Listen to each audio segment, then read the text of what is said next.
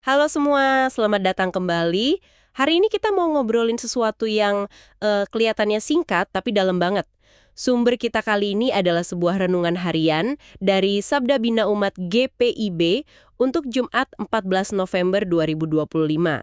Temanya cuma 3 kata, tapi langsung menusuk. Jangan keraskan hatimu. Nah, ini yang bikin saya penasaran. Apa sih sebetulnya yang dimaksud hati yang keras itu? Dan kenapa ini dianggap masalah besar? Betul. Apalagi ayat kuncinya dari Amsal 28 ayat 14 itu kan jelas banget ya.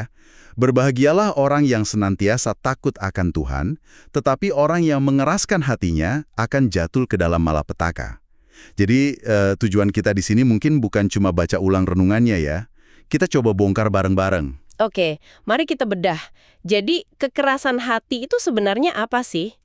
Nah, menurut renungan ini bukan sekedar soal emosi sesaat gitu. Bukan soal lagi marah atau lagi ngambek. Oh, jadi bukan cuma keras kepala biasa ya? Bukan. Ini lebih ke sebuah sikap, sebuah pola pikir yang terus-terusan menolak nasihat, menolak masukan, atau pandangan lain. Pokoknya apapun yang beda dengan prinsipnya sendiri ditolak. Contoh gampangnya di teks itu ya, mengabaikan nasihat orang tua. Tunggu. Ini kedengarannya mirip banget sama konsep di psikologi modern kan? Semacam confirmation bias gitu. Di mana kita cuma mau dengerin hal-hal yang setuju sama kita aja. Betul nggak? Tepat sekali. Itu dia poinnya. Dan renungan ini menyebutkan kalau sikap ini tuh kelemahan karakter. Bikin seseorang jadi sulit banget menerima kenyataan yang nggak sesuai harapannya. Dan konsekuensinya? Tadi disebut malapetaka. Itu kan kata yang kuat banget. Maksudnya gimana tuh? Nah, malapetaka di sini mungkin bukan bencana alam ya, tapi lebih ke kesulitan di masa depan yang diciptakan oleh diri sendiri. Ketika kita nggak mau dengar masukan, kita kan jadi buta sama realitas. Akhirnya keputusan yang kita ambil salah terus. Itu malapetakanya. Masuk akal.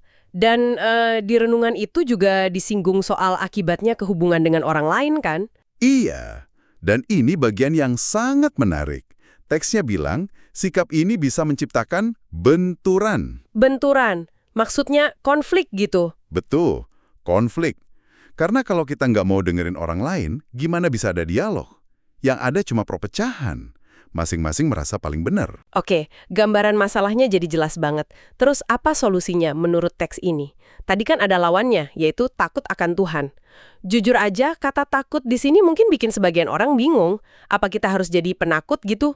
Sebuah kesadaran kalau kita ini bukan pusat alam semesta. Oh, jadi semacam kerendahan hati ya? Tepat. Kerendahan hati yang mendorong kita untuk menyerahkan hidup kita pada kehendak Tuhan, dan ini kutipan penting, bukan atas keinginan dan kemauan diri. Jadi ini soal kesediaan untuk membuka diri, bahwa mungkin saja kita yang salah ya? Iya, dan inilah yang menurut teksnya akan membawa kebahagiaan. Nah, sekarang gimana kita bawa ini ke kehidupan sehari-hari? Di zaman sekarang yang informasinya banjir banget dari mana-mana. Artinya, renungan ini ngajak kita buat lebih bijak dan punya sikap terbuka gitu ya? Betul, keterbukaan itu penting banget, supaya kita bisa memahami dan menyaring setiap hal dengan baik dan benar. Sikap ini pada akhirnya bantu kita buat evaluasi diri sendiri loh.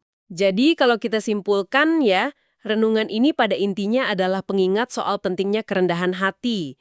Bukan cuma dalam konteks spiritual, tapi juga cara kita berinteraksi dengan informasi dan dengan orang lain di sekitar kita.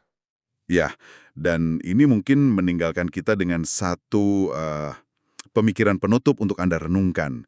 Teks ini kan membahas bahaya mengeraskan hati terhadap nasihat dari luar. Ini memunculkan satu pertanyaan penting. Gimana caranya kita bedain antara punya prinsip yang teguh, yang mana itu hal baik, dengan punya hati yang keras dan tertutup? Di mana kita narik garisnya? Itu mungkin sesuatu yang bisa kita pikirkan masing-masing.